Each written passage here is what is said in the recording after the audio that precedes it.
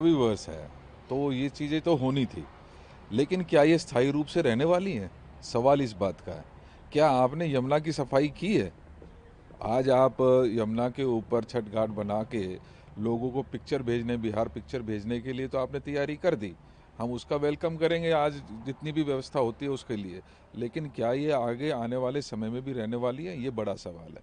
इसके साथ साथ मैं ये भी पूछना चाहता हूँ इस भारतीय जनता पार्टी को कि सिर्फ ये जो चीज़ें आती हैं याद, इनको उसी समय याद आती हैं जब किसी भी स्टेट में कोई चुनाव होता है, क्योंकि इससे पहले भी बहुत सारी आपदाएं आई हैं, बहुत सारी परेशानियां पूर्वांचल के भाइयों को रही हैं।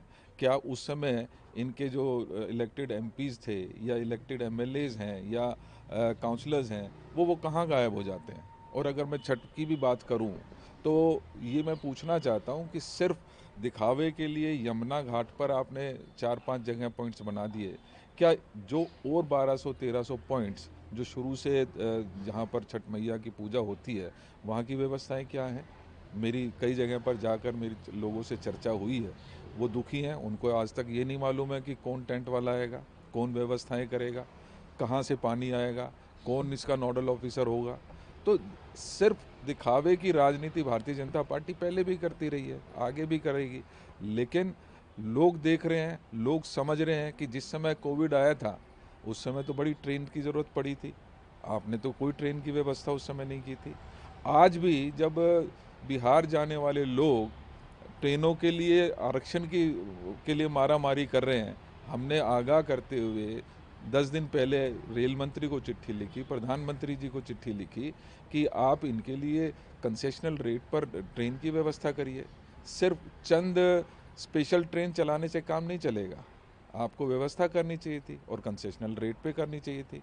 आपको याद होगा चुनाव के समय में हमने भी एक बात कही थी कि अगर कोई स्थायी समाधान हो सकता है पूर्वांचल भाई बहनों के लिए तो इनका बोर्ड बनना चाहिए, जहाँ पर 24 घंटे भी नहीं तो 365 डेज इन ईयर काम चले, उनकी समस्याओं का समाधान हो सके।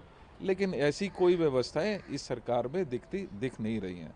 लिहाजा सिर्फ चुनाव का समय है, आपने कुछ फ़ोटो पिक्चर्स बनानी है, बिहार में भेजनी है, वो आप भेजेंगे। लेकिन मैं तो यही कहूँगा कि दिल्ली की जनता अब इतनी बेवकूफ़ नहीं है, बिहार की जनता इतनी बेवकूफ़ नहीं है, वो सब चीज़ आपकी देख रही है।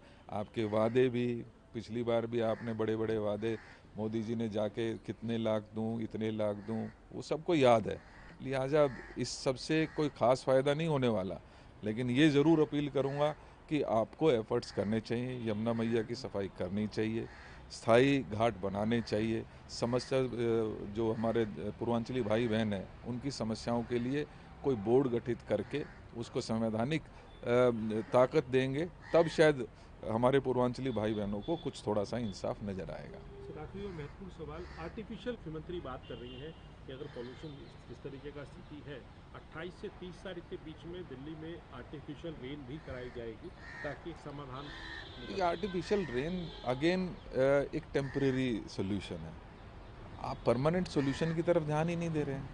आप आज भी वही अखबारों में बने रहने के लिए, टीवी बने रहने के लिए वो सब काम करने की कोशिश कर रहे हैं जिसमें लोगों का पैसा जाया हो रहा है। लेकिन अगर मैं कहूँ कि स्थायी सोल्यूशन क्या दे रहे हैं तो उसके नाम पे नदारद है। अभी आपने देखा कि दिल्ली वर्ल्ड की सबसे प्रदूषित शहर बन गया। आपने बड़े दावे किए थे, टीवी के चैनल पर आकर आपने कह दिया कि इस बार दिवाली पे कुछ आपको देखिएगा कि पोल्यूशन नहीं होगा। आपने टीवी के चैनल पर बनने के बाद बड़े दमखम के साथ कहा था कि यमुना की सफाई होगी, लेकिन हालत तो बद से बदतर है। तो ये टेम्परेरी से अब आपको परमानेंट पे आना पड़ेगा। अब सरकार को 7 महीने हो चुके हैं, आप नींद से जागिए, ये घोषणाएं छोड़िए और धरातल पर कुछ काम करके दिखाइए।